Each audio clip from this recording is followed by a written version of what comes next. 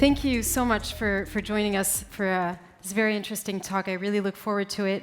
We've been discussing technological sovereignty here, at least at the Forum INCYBER, for quite a while now. But perhaps, why has it become so urgent in the current geopolitical context? Okay, maybe I can start with that one. I think it's not something that is new. People think tech sovereignty is something that only became a topic in January because Trump wanted Greenland, right? And yes, that made the issue apparent to many people in Europe. But the systematic process of American tech companies really colonizing our economies here in Europe has something that's been going on for more than 20 years. It happened before Trump under Biden. It was already happening even under Obama. It's been long-term US policy through economic coercion, actually, to take over a significant portion of our market when it comes to digital goods. And I think Trump made very clear the risk that this poses, but it's not a new phenomenon. It's been going on for a long time, and we've sort of been sleepwalking into this crisis, I would say.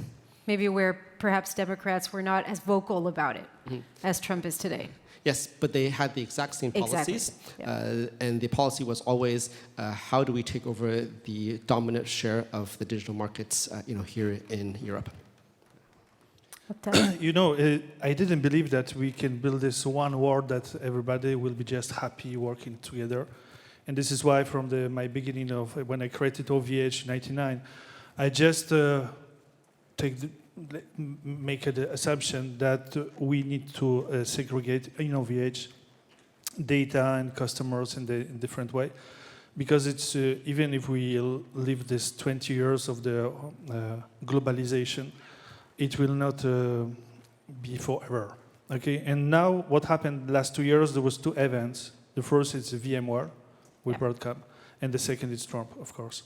And these 2 events created a big frustration, or a lot of issues in the perception of the European companies of having all this freedom of choice for the future. Do they have everything in their hands? Can they make all the choices? And a lot of companies, they just realize that no, they don't. They don't.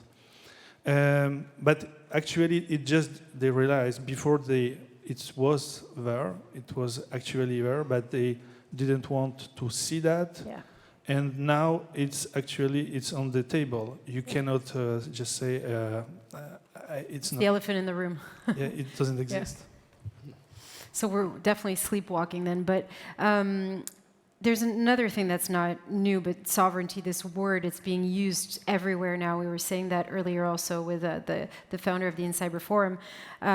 It's being diluted now. How do you make the distinction between what is actually sovereignty, because we're seeing lots of solutions coming out to tackle this issue of sovereignty, but how do you make the difference between sovereignty and what we call sovereignty washing? Yeah, I think the previous speaker actually alluded a bit to this issue.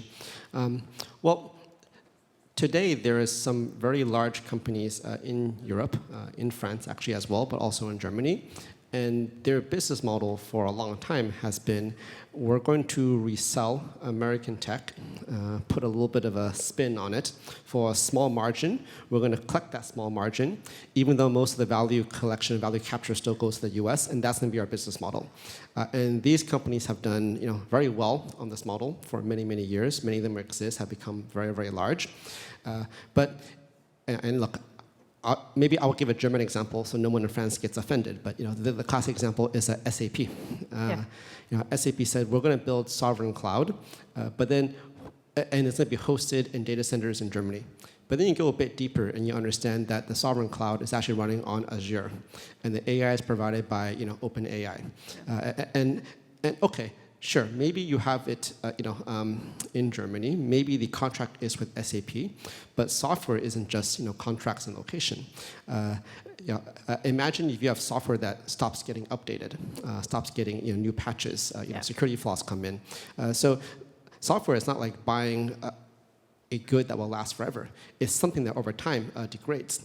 And if the ability to maintain that software, to update it, to patch it, is all being controlled from the US, where there's Cloud Act and there's executive orders and they're under the control of the government, this is not actually sovereignty. This is fake sovereignty. And that's actually really dangerous because that branding of sovereign German cloud, as they call it, it is tricking public institutions, companies into buying solutions that they think mitigate against certain risk, but in the end don't do that. So the only thing actually that's worse than insecurity is actually the perception of security, and that's actually even worse. So you let down your guard too. Yes, exactly. Thinking that it's sovereignty. Yes, exactly. Octave? On our side, we see three different kinds of sovereignty. The first is sovereignty for data. Okay, you deliver the data sovereignty. And actually, this is what we've done for 15 years. What does it mean? I just download the software that exists on the market, Exchange, VMware, and the other SAP, Oracle, and etc. And then I run that in my own data center. And I deliver the product for our customers that I can control, that nobody can have access to the data, okay? So this is the first level of the sovereignty. This is actually what we've done 15 years ago, and this is actually what Sans, Blue, they just do. So hybrid clouds that are... Yeah, so they started just to do that. The second level is the technological sovereignty. You own and you control the technology. You develop this technology. And you have people that they write software, but not only software, hardware, all the data centers, all the connections, and you control in the full way what is happening on the product. And this is what we've started to do 5-6 years ago. Invested a lot of money, hired additional people, and to develop public cloud, 40 products, and going to the different levels of the public cloud.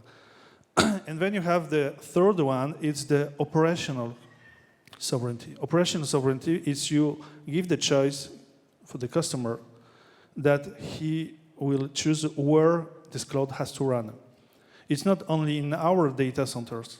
He can choose to use this cloud wherever he wants, at edge, in his own data center, data warehouses, ports, can be the shops, whatever.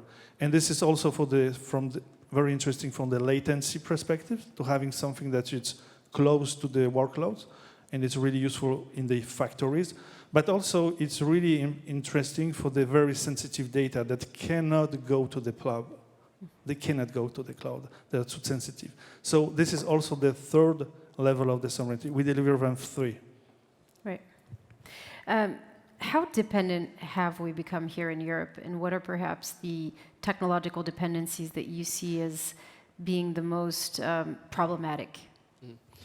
Well, if you look at cloud, and this includes hyperscalers, the statistics on this vary, but the low range of the estimate of the market, let's say, dominance of U.S. companies in European cloud sector is something around 70%.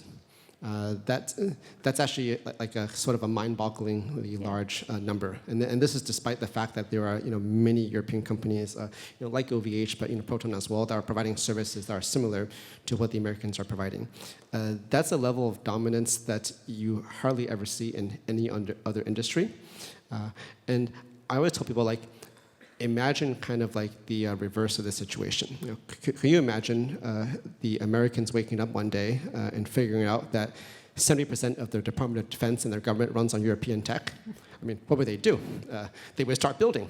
Can you imagine, for example, being in China and not having a Chinese preference on procurement? Of course, there's a clear Chinese preference. Now, I'm from Taiwan, next door. I know how they work, right? Yeah. And so when I look at what we do here in Europe, actually, to be completely honest, we're stupid.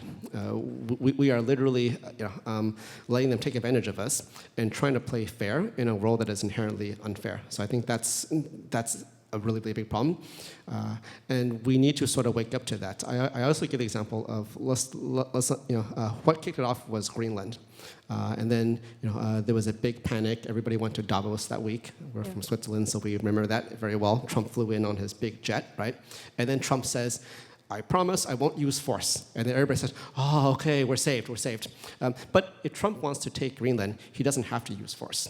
All he has to say is tomorrow, Google, Apple, Microsoft, and Amazon will stop working in your country if you don't sign me a contract to give me Greenland. And if that happens, they will sign within the hour.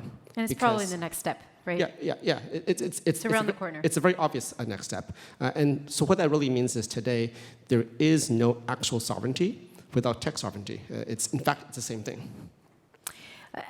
I want you to answer that question, but I also want to go a little bit deeper. How do you explain that European mentality? Is it a post-World War II mentality that we gave our security, our defense to the United States, and hence we just won't create for ourselves anymore? I mean, how do you explain it?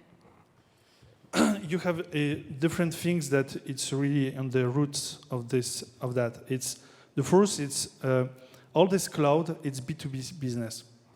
And actually, in Europe, we are good in the B2B business. Where we are not good is to create tech B2C business.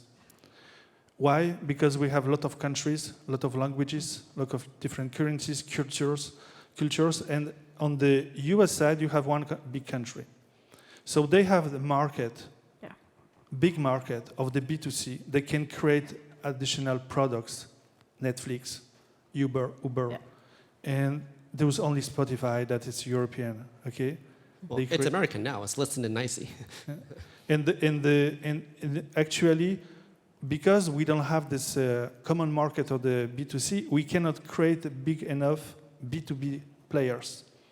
And this is why also, then when this B2C and B2B players, they come to Europe, they have a scale. They already created the product.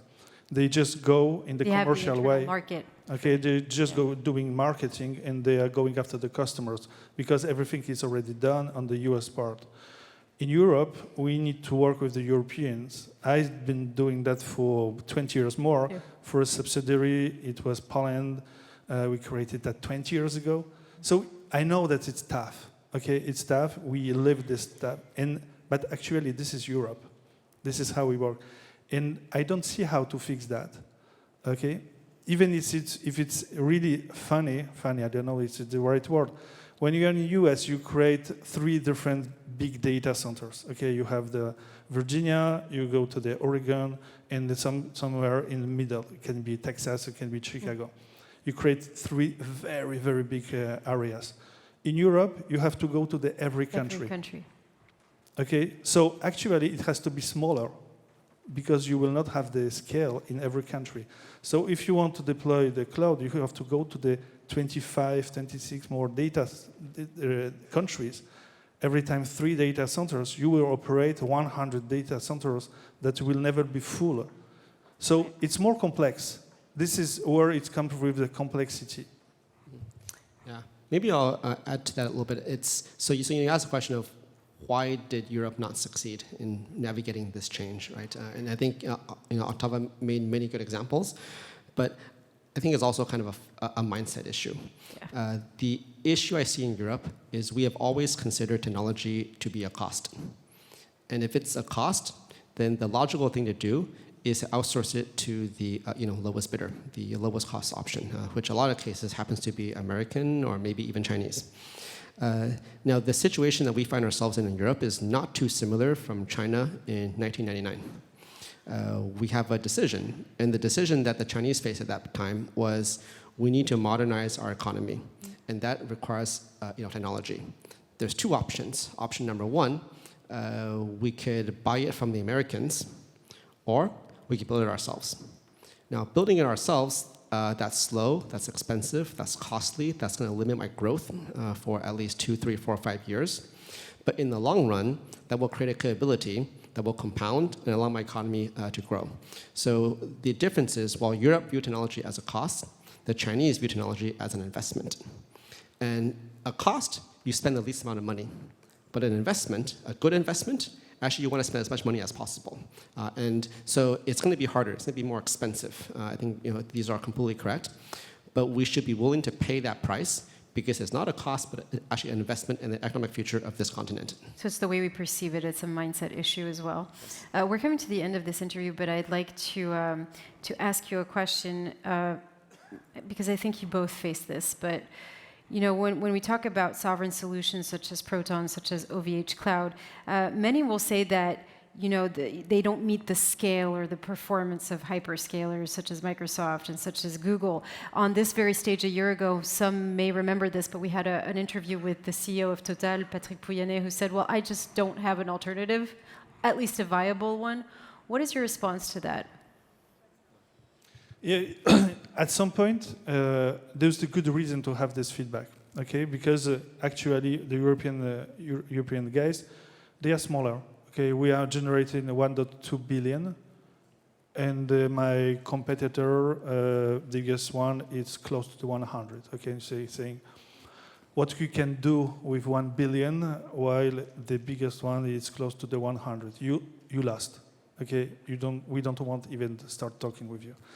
But actually what happened is that the investment that all these companies, they do, they are not doing so just for the developing additional products or in losing money. They're actually investing because they have the customers. And here in Europe, what we miss, it's really the orders coming from the companies, private, public, to help us to grow. And this is what happened for OVH, that it's on the very good on our side. We had this trust of the lot of customers, 1.5 million customers. They trusted us. They helped us to grow this company. And we reinvested all money that we made to the additional development of the company. Today, I invest 350 million per year. Okay, it's not so much, but it's already 350. Yeah. Once I do 2 billion revenue, I can invest 800 million. So then every year that you can invest 1 billion, it's totally a different story. So we are on this edge, on this no scale and no really having the impact to this, having just this border where you go and you have a lot of means to go faster. And we are just in this period of time that we are still a little bit too small, but already one step in this new world that we will go faster. Yeah, actually, if you don't mind, I'm going to push back a bit on your notion, right? Sure. What you said might have been true 10 years ago. I think 10 years ago, we could look at European tech and say there were not good solutions that were fully competitive to the American solutions. But this has really changed a lot in the past 10 years, and I think there are good solutions here. The problem here is... No, but what I said is that people are using that argument to say we're not choosing Proton, we're not using OVHCloud, because when it comes to performance and services, they don't they don't meet it. Exactly. Yeah. And this is actually more a perception issue than a reality issue. And I gave you kind of an example. If you go to like Germany and you ask them what's the best car, they're going to say, oh, it's a German car. We're proud of our German cars, right? If I'm here in France asking people, which country makes the best wine or best cheese, I think the answer is very obvious, France, right? But today, if you ask people, ask Europeans, who makes the best tech, they will tell you Chinese or American. And why is that? I tell you, 20 years ago, if you went to China and you asked them, who made the best cars, the Chinese would have actually said the Chinese, because they had a certain patriotism for their own goods. Now, the Chinese car 20 years ago was the worst car in the world. You got in that car, you would die probably, right? But they believed in the strength of their industry and their ability. And because they said and they believed that was the best car in the world, they bought those cars, even though they were really, really bad cars. And after 20 years of investment through patriotism, they actually now today produce arguably the best cars in the world. And the same thing has to happen in Europe. We are not going to, overnight maybe come out to the best products, although today I think we are quite competitive. But we need to first be willing to invest in our own industries in order to get to that level. And that comes from, we need to be patriotic. We need to support European companies because they're European. And this is different from nationalism. I think nationalism we need to avoid. Yeah, patriotism. Overall, but I think patriotism is something that I find remarkably lacking. And you go to the US, you ask who has the best tech, everything is always best because it's American. But here, suddenly, our tech products are considered the worst simply because they're European, and it doesn't make any sense. But isn't it because also there's 27 nation states, so maybe feeling patriotic at a European level is something that's a little bit out of reach? We don't have the common dream in Europe. There's no vision. There was no vision, there was no dream. You ask the politician about the dream for Europe, they talk about the dream for the country. And nobody has the dream for the Europe. It's just economic Europe, business, okay? But the common destiny, we don't have any. And this is politician work, to create this dream and to share that across the different countries and to find a way to make all these countries working together. That is not easy because there was a lot of things that happened over the centuries, not just years, centuries. But this is Europe, and I think we should believe that we can build something together because we have a lot of talented people. We have money. You know, there was a lot of spend of the in cloud per year. All the public sector spend 10 billion per year in AWS, Azure, and Google. You take all these governments, European Commission, everybody, 10 billion per year. You can build few cloud providers with that. Few, not just one. So we have all the fundamentals. We just have to dream together. We have the know-how, we have the money, pretty much have everything. But look, on the data centers for AI, okay, European Commission, they pushed, I will put money, okay, we will put the billions. Great. What we have the national initiatives. We have the initiative in France, we have the initiative in Germany, we have the initiative in Spain, different countries. No common European project. Yeah. We try to build that. Everybody said, no, it's not the project. Okay, I don't understand something. Okay, but this is where we are. Yeah, so I think it's really about putting common interests ahead of individual national interests, but this is not something that we have been very good at doing in Europe so far. One last question. What makes you optimistic about the future? Well, for me, when I look at the young people, the next generation of Europeans, 10 years ago, these people really saw the future of technology as having to go to US to work for big tech.